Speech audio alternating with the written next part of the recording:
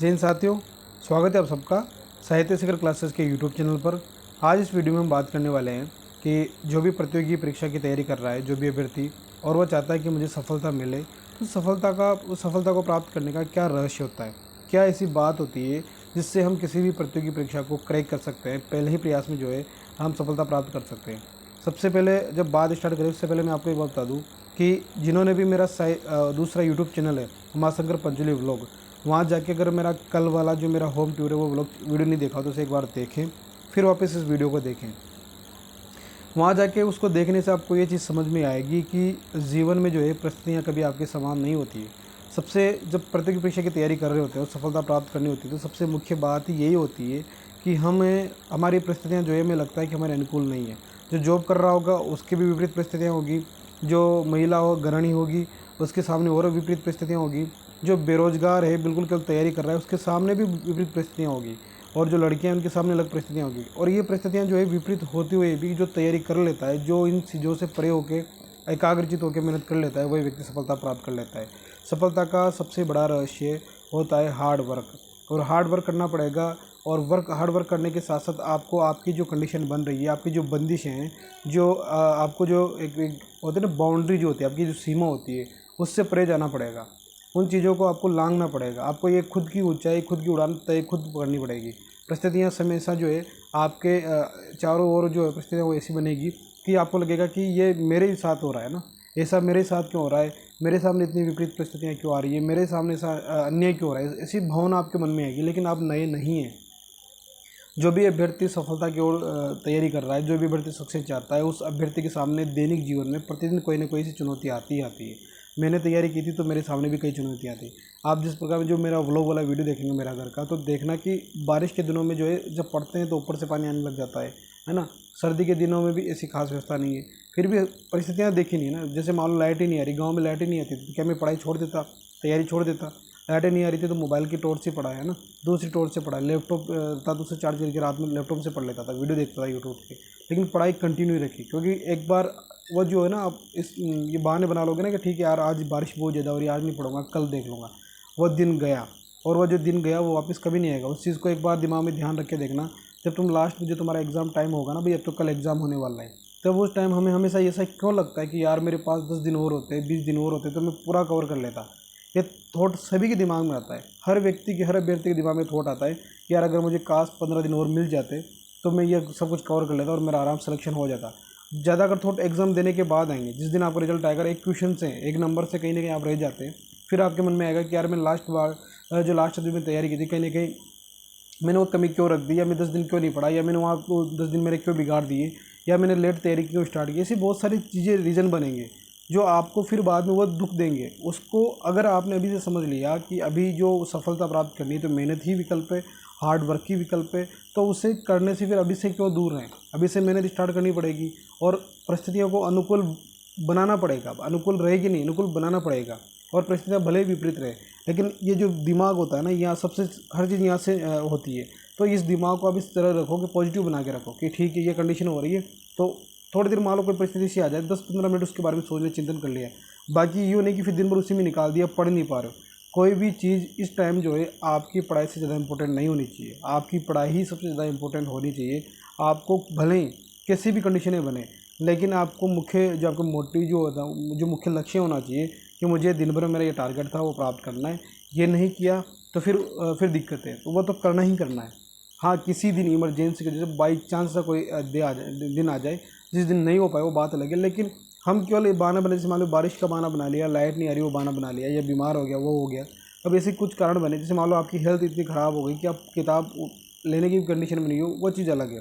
लेकिन आपके जैसे जुकाम हो गया फिर आप नहीं पढ़ रहे हो, हल्की सी खांसी हो गई फिर आप नहीं पढ़ रहे हो, एक दिन तेज़ बारिश आ गई, लाइट नहीं आ रही, फिर आप नहीं पढ़ रहे हो। तो ये कहीं ना कहीं जो है यूँ मान के चलें कि ये जो चीज़ें ना, ये सोच रहे हो कि यार ये मेरे साथ ऐसा हो रहा है इसलिए मैं नहीं पढ़ रहा, ये आप खुद को धोखे में रख रहे हो। ये चीज़ें बनेगी, इनके विपरीत जाना पड़ेगा। अगर जुकाम खांसी हो गया तब भी पढ़ना पड़ेगा, हल्का हल्का बुखार दिख रहा है तब भी पढ़ना पड़ेगा। ये बात लगे कि आपकी कंडीशन ज़्यादा ही ख़राब है तो फिर आपको थोड़ी देर एक दो दिन का रेस्ट कर लेना चाहिए हेल्थ के हिसाब से। फिर भी मेरा तो ये कहना है कि अगर जैसे मान लो अभी जैसे एग्ज़ाम टाइम नहीं चल रहा हो तो अलग बात है, लेकिन एग्ज़ाम टाइम चल रहा हो तो आप सो रहे हो तब भी आप वीडियो तो चला के रख ही सकते हो ना, सोते सोते देख लो। बीमार कंडीशन में मान लो बुक्स नहीं पढ़ पा रहे हो तो बेड पे रेस्ट कर रहे हो और सामने वीडियो चला लिया, कोई भी यूट्यूब पे कोई भी क्लास देख ली, कोई भी जो करंट अफेयर्स की वीडियो देख ली, कोई किसी का ऑब्जेक्टिव देख ली, इतना तो कर ही सकते हैं। खुद को किस प्रकार अपने टारगेट के लिए पर डे उसमें इन्वॉल्व रख पाना, वो सबसे इंपॉर्टेंट है। और ये चीज़ इसलिए बोल रहा हूँ क्योंकि मैंने जब तैयारी की तो मेरा एक एक मिनट उसी चीज़ पे फोकस रहता था। सुबह उठ रहा हूँ, खाना खाता था, तब भी सामने स्क्रीन पे, लैपटॉप पे या मोबाइल पे करंट अफेयर्स के वीडियो चलते रहते थे। एक मिनट भी बेकार नहीं किया। जैसे मैं बोलता हूँ ना कि मैंने 16-16 घंटा पढ़ाई की, तो 16 घंटा इस तरह नहीं कि मैंने कंटिन्यू पढ़ाई, 16 घंटा में सब चीज़ें आ गई। जैसे मैं खाना खा रहा था तभी पढ़ रहा हूँ, तो 16 घंटे वो भी शामिल हो गया। क्योंकि आप 4 से 5 घंटे आप सो रहे हो और बाकी 1-2 घंटे आपके दैनिक दिनचर्या में लगते हैं ना। उसके बाद जो पूरा टाइम बचा सब पढ़ाई में।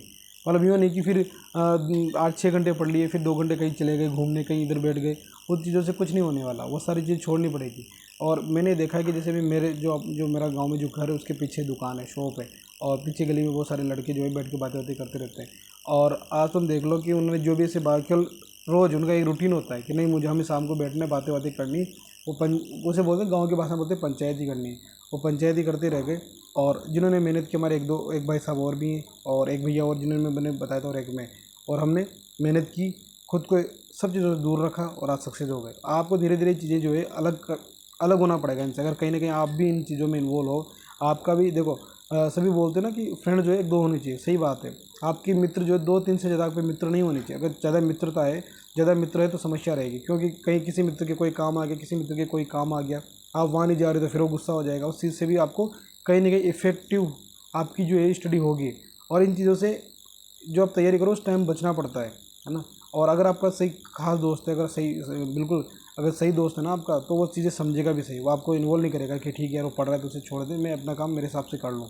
क्योंकि टाइम सबसे इंपॉर्टेंट है। आप जैसे तैयारी कर रहे हो, इस टाइम आपका जो समय कहाँ जा रहा है वो सबसे इंपॉर्टेंट है। और हम क्या करते हैं कि हमारे समय की वैल्यू समझते नहीं है।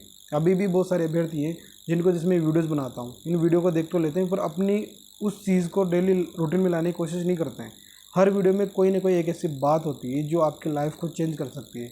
मैं जैसे मान लो अगर मैंने 100 बातें कही है तो 100 बातों को मत अपनाओ, लेकिन कम से कम एक बात को ऐसे को अपना लो अपनी लाइफ में, जो आपकी लाइफ की दशो दिशा बदल सकती है। अगर एक चीज़ भी आपने अपना ली और उसे और आप सोचो ना कि मैं एक दिन के बाद जैसे 2 दिन 3 दिन फॉलो कर लिया उसका काम हो जाएगा, सब कुछ नहीं होगा। कम से कम आपको 10 दिन 15 दिन 20 दिन तो वो चीज़ फॉलो करनी पड़ेगी, तब जाके कहीं ना कहीं वो चीज़ आप में नज़र आने लगेगी।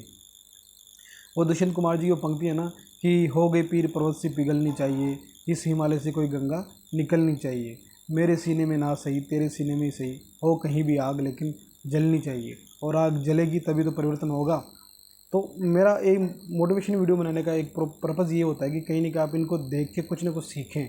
और जो व्लॉग वाला चैनल है उससे देखें एक बार कि मेरी डेली लाइफ का क्या रूटीन होता था, किस तरह मैंने किस प्रकार तैयारी की, क्या क्या ऐसे रीजन थे मेरे पास भी जिनके हिसाब से मैं भी स्किप कर सकता था कि ठीक है यार छोड़ देते हैं, नहीं हो पाएगी या मेरी कंडीशन वैसी नहीं है। लेकिन वो चीज़ें मैंने स्किप नहीं की, तो आज आपके सामने मैं व्याख्याता के पद पर हूँ।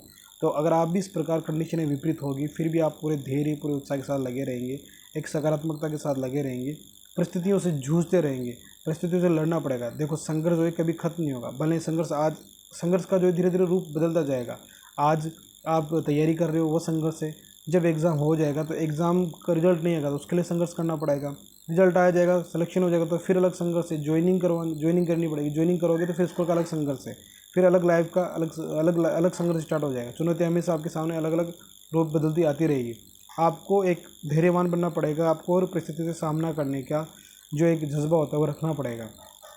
और वह इसी दौरान आएगा जब हम तैयारी करते हैं। तो ये तैयारी जो एग्ज़ाम की तैयारी के साथ साथ आपके व्यक्तित्व की भी तैयारी होती है। किस प्रकार आप तैयारी कर रहे हो, आपका व्यक्तित्व भी कहीं ना कहीं इन चीज़ों से बनता जाता है। और ये चीज़ें फिर आपको आगे सर्विस करने में, आपकी डेली फिर आपकी जो आगे की लाइफ होने वाली है इसमें बिल्कुल ऐसे आपको बना देगी कि परफेक्ट जो है व्यक्तित्व बना देगी आपका, ताकि फिर कभी भी किसी भी तरह की चुनौती आपके सामने आए तो आप होपलेस नहीं होंगे। ठीक है। तो आज की वीडियो में बताने का उद्देश्य ये था कि हार्ड वर्क करना पड़ेगा, अपने टाइम का मैनेजमेंट करना पड़ेगा और ख़ुद को हर चुनौतियों से निपटने के लिए तैयार रखना पड़ेगा, तभी सफलता मिलेगी। ये सफलता का रहस्य है। और जो नए साथी जुड़े हैं वो वीडियो को लाइक शेयर कमेंट जरूर करें। और आपके मन में कोई भी डाउट हो तो आप कमेंट करके पूछ सकते हैं। चैनल को सब्सक्राइब कर लें। और पर्सनली कोई बातचीत करनी हो, कोई डाउट हो तो आप साहित्य सागर क्लासेस जो है टेलीग्राम चैनल से ज्वाइन कर लें। और व्हाट्सअप ग्रुप भी है, व्हाट्सअप चैनल से फॉलो कर लें, ताकि आपको कोई डाउट हो तो आप कमेंट जरूर करें। बहुत सारे साथी जुड़े हुए हैं, वो भी आपस में बातचीत करते हैं और कई साथियों के जवाब मैं खुद भी देता हूं, तो वहाँ बातचीत करने का एक माध्यम है, तो आप उसे ज्वाइन कर सकते हैं। बाकी तैयारी निरंतर जारी रखें उत्साह के साथ, बिना किसी तनाव दबाव के। मिलते हैं नेक्स्ट वीडियो में, तब तक के लिए जय हिंद, जय भारत।